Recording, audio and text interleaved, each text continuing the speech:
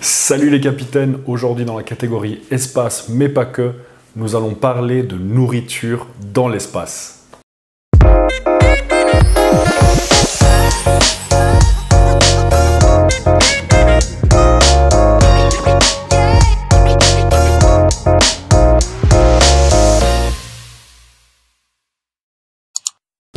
Le système digestif humain est-il capable de fonctionner en état de microgravité? C'est une question à laquelle on va essayer de répondre. John Glenn d'ailleurs fut aussi le premier à fournir une réponse à cette question en ingérant de la purée de bœuf à la sauce aux pommes en tube au-dessus du Nigeria. Il y a de ça déjà maintenant un bout de temps. L'histoire par contre ne dit pas s'il l'a apprécié ou pas ce repas. Habituellement, dans l'espace, les astronautes mangent des plats lyophilisés. La lyophilisation est un principe de déshydratation d'un produit par le froid. Elle a d'ailleurs été développée pour et par la NASA. Le produit est surgelé, placé sous vide, poussé de sorte que l'eau à l'état de glace devient immédiatement de la vapeur sans passer par l'état liquide. C'est la sublimation. L'eau sort donc du produit et est capturée par un réfrigérant. Au final, cela donne un produit sec. En parlant de produit sec, je vais aller chercher une glace qu'un cosmonaute pourrait éventuellement manger. Ah, et juste avant ça, oublie pas de t'abonner à la chaîne qui fait toujours plaisir et ça soutient le projet justement de la chaîne de toujours aller de plus en plus en avant. Alors, me voilà donc avec le produit en question. En anglais, qu'est-ce qu'il dit? Freeze-dried ice cream is made using the same process used by the US Space Program to make food for astronauts on past and present space missions. Déjà, voilà mon accent anglais. En gros, cette glace à la vanille napolitaine, utilise le même process qu'avaient utilisé les États-Unis lors du programme spatial, on va dire, d'astronautes, qui a été utilisé dans le passé et dans le présent. En gros, voilà. Ils respectent le même process en soi du process de lyophilisation qu'il faudrait pour aller justement dans l'espace, donc la nourriture dans l'espace. Je propose qu'on va l'essayer, hein. C'est un peu le but. Donc encore une fois, voilà, c'est celui-là. On va l'ouvrir. Alors déjà l'odeur, c'est pas dégueulasse. Voilà à quoi ça ressemble. C'est ok. C'est assez spécial. Donc voilà les amis à quoi ça ressemble un produit lyophilisé donc qu'un astronaute pourrait manger. C'est ultra sec, donc avec le process que je vous ai juste expliqué il y a quelques secondes. Mais en soi,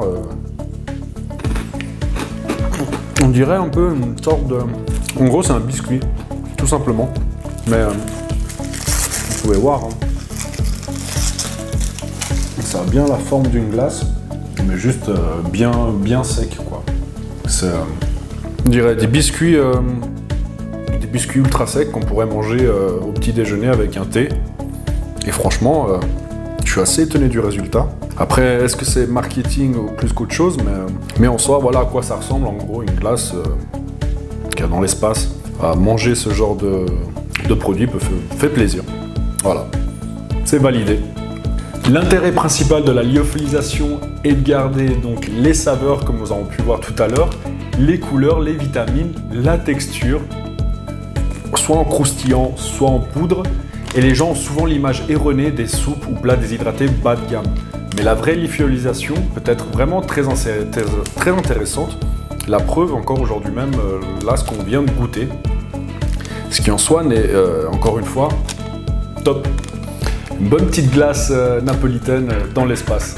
Bon, je vous rassure, environ une centaine de recettes sont préparées pour nos astronautes et souvent au sol, ce qu'ils font, c'est qu'ils procèdent à des votations. C'est-à-dire, ils participent à des séances de goûtage, on va dire, et votent le plat de 1 à 10.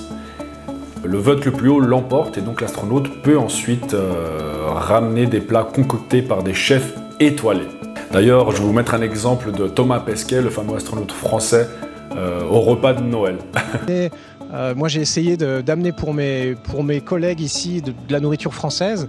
En entrée, on aura de la langue de bœuf façon Lucullus, qui a été préparée pour moi par Thierry Marx. Ensuite, en plat de résistance, du poulet au vin jaune et au morille. Et enfin, en dessert, du pain d'épices aux pommes. Bon, vous l'aurez compris, donc le système digestif peut supporter un repas en apesanteur, et celui-ci, tout comme sur Terre, est encore plus particulièrement important dans l'espace, car le confinement de la vie dans l'espace accentue l'importance de la nourriture et symbolique devient ultra réel. J'espère que la dégustation vous a plu, que vous avez pu comprendre un tout petit peu ce sujet donc de comment un astronaute en soi se nourrit dans l'espace. C'est un principe qui a été, on va dire, facilité avec les années, mais qu'à l'époque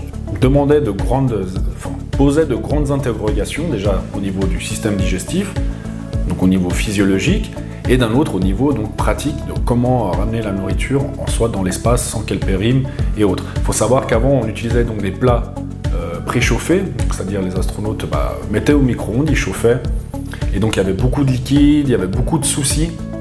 Et là justement avec ce nouveau système de lyophilisation, on n'a plus du tout ce souci. Alors certes on perd un peu en consistance ou bien en saveur ou en goût, mais en soi c'est pas un grand souci. En sachant que la priorité numéro 1 quand on est dans l'espace, c'est la mission d'avoir l'énergie suffisante, de nourrir le corps de manière suffisante pour mener à bien les missions de A à Z. Avant de vous quitter, juste n'oubliez pas de vous abonner sur Instagram et Facebook, les liens ici, juste devant vous. Il y a souvent des photos, donc des témoignages, je montre plein de choses, je pars des fois sur le terrain. Vraiment, vous y trouverez plein de photos et de vidéos sympas. Et vraiment, faites-vous plaisir et je vous dis à très vite. Ciao pilote!